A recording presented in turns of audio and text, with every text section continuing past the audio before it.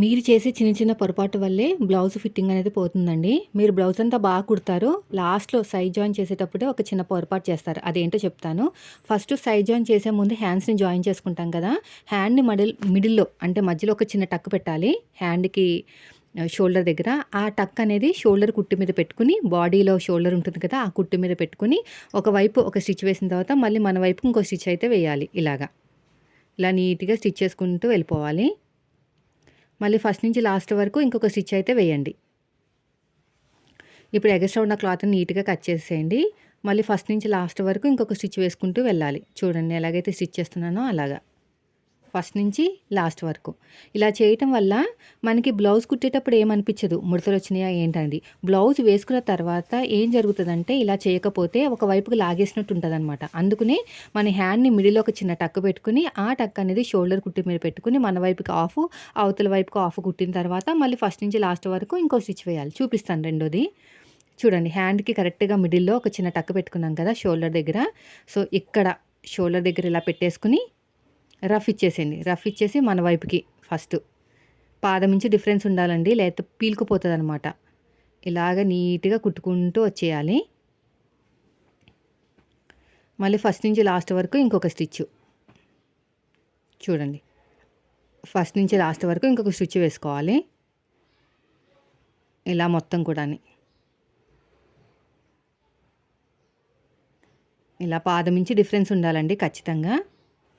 ఇలా నీట్‌గా స్టిచ్ చేసుకుంటూ వెళ్ళిపోవాలి. మళ్ళీ ఫస్ట్ నుంచి లాస్ట్ వరకు ఇంకొక స్టిచ్చు. ఇక్కడ ఎగస్ట్రా వచ్చింది క్లాత్. నేను ఎక్కువ జాయిన్ చేసుకున్నానులెండి. కరెక్ట్‌గా అంతే చేసుకోలేదు. కొంచెం ఎక్కువే చేసుకున్నానన్నమాట. తక్కువ చేసుకుంటే మళ్ళీ జాయిన్ చేయాలంటే ఇబ్బంది. ఎక్కువ చేసుకుంటే కట్ చేసేసుకోవచ్చు కదా! అందుకని.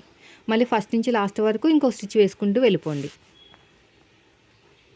స్లోగా ఎందుకు చూపిస్తున్నానంటే మీకు అర్థం అవ్వాలని. మీకు అర్థమైతేనే కదా మీరు నెక్స్ట్ టైం పొరపాటు చేయకుండా ఉంటారు. సో, ఇది అయిపోయిన తర్వాత సైడ్ జాయిన్ చేయాలి కదా మనం. సైడ్ జాయిన్ చేసేటప్పుడు బ్యాక్ పార్ట్ నుంచి మాత్రమే చేసుకోవాలండి. అంటే బ్లౌజ్‌ని ఉల్టా తిప్పేసుకొని హ్యాండ్ లూజు, ఆర్మ్ లూజు, నడుము లూజు వీటినన్నిటిని కలుపుకుంటూ వెళ్ళిపోవాలన్నమాట. ఇక్కడ చూడండి ఇలా కరెక్ట్‌గా పెట్టేసుకొని ఇలాగా హ్యాండ్ లూజు ఫస్ట్.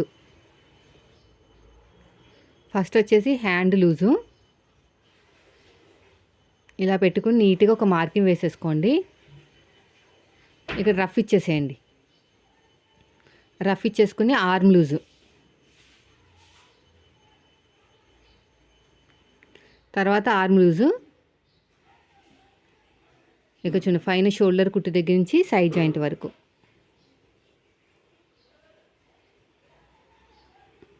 ఇలా మొత్తం కూడా. ఇప్పుడు కింద నడుము లూజ్ దగ్గర. ఇలా కరెక్ట్‌గా పెట్టేసుకొని స్టిచ్ చేసుకుంటూ వెళ్ళిపోవాలి. ఇలా తిన్నగా కుట్టుకుంటూ ఎక్కడ కూడా ముడతలు రాకుండా చూసుకోండి. ఇక్కడ రఫ్ ఇచ్చేసేయండి. మళ్ళీ ఆపోజిట్ డైరెక్షన్‌లో ఇలా మన వైపుకి తిప్పేసుకొని ఇక్కడ ఎక్కడ ముడతలు రాకుండా చూసుకోవాలి. క్లాత్‌ని బట్టి కూడా వస్తదిలెండి. అది వేరే విషయము. ఇప్పుడు మళ్ళీ ఈ పక్క నుంచి ఇంకో స్టిచ్ వేసేసేయండి. రఫ్ ఇచ్చేసేయండి బాగానే. బాగా రఫ్ ఇచ్చేసుకొని ఇంకో స్టిచ్ అయితే వేసేసుకోండి. తర్వాత తిప్పేసుకుని ఇంకో స్టిచ్ వేసేసేయండి.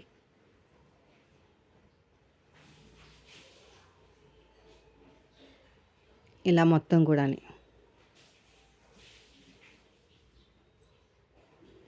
ఇప్పుడు ఎడ్జ్‌కి ఇంకో స్టిచ్ వేసేసేయండి.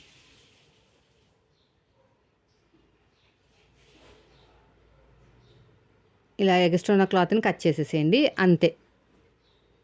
ఇక నీట్‌గా కట్ చేసుకుంటూ వెళ్ళిపోవాలి. అయిపోయిందండి. చూడండి ఎంత బాగా వచ్చేసిందో సైడ్ జాయింట్. రెండో హ్యాండ్ ఇది కూడా కరెక్ట్‌గా మిడిల్‌లో షోల్డర్‌కి తిన్నగా మిడిల్‌లో పట్టుకుని హ్యాండ్ లూజ్ ఆల్రెడీ మనం ఒక సైడ్ కుట్టేసి పెట్టుకున్నాం కాబట్టి దాని ప్రకారం కుట్టేసుకుంటే సరిపోతుంది. హ్యాండ్ లూజు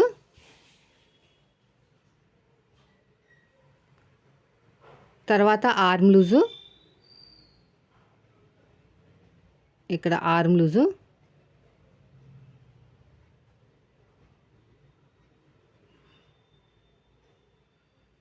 ఇలా పట్టుకుని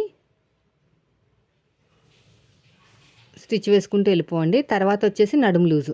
నడుము లూజ్ దగ్గర కూడా ఇలా కరెక్ట్‌గా పట్టేసుకుంటే సరిపోతుందనమాట. ఇది కటోరీ బ్లౌజ్ అండి. కటింగ్ పెడతాను. రఫ్ ఇచ్చేసేయండి. మళ్ళీ ఇలా తిప్పేసుకుని ఇంకో స్టిచ్ వేసేసేయండి. ఇలా మొత్తం కూడా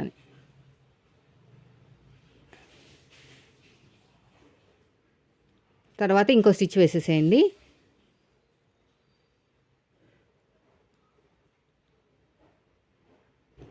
ఇప్పుడు ఎగస్ట్రా ఉన్న క్లాత్ని కట్ చేసేయండి.